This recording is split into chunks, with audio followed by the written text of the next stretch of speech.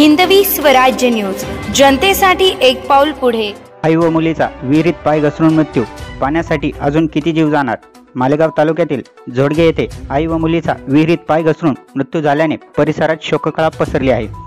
सविस्तर वृत्त असे की सध्या दुष्काळ व पाण्याची गंभीर स्थिती निर्माण झाल्याने पाण्यासाठी भटकंती करावी लागत आहे।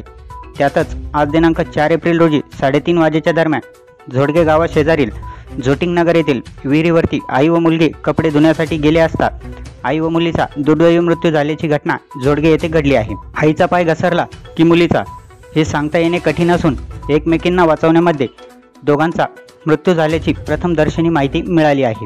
तर घटनास्थळाजवळ 4 वर्षांचा मुलगा रडत असल्याचे बघून जवळच शेळ्या चारणाऱ्या एका महिलेने त्याला बघितले। जवळ जाऊन परिस्थिती लक्षात येताच गावातील नागरिकांनी सदर घटनेची माहिती कळवली, तर येथील नागरिकांनी घटनास्थळी धाव घेऊन त्या विहिरीतील आई व मुलीचा मृतदेह बाहेर काढण्यात आला।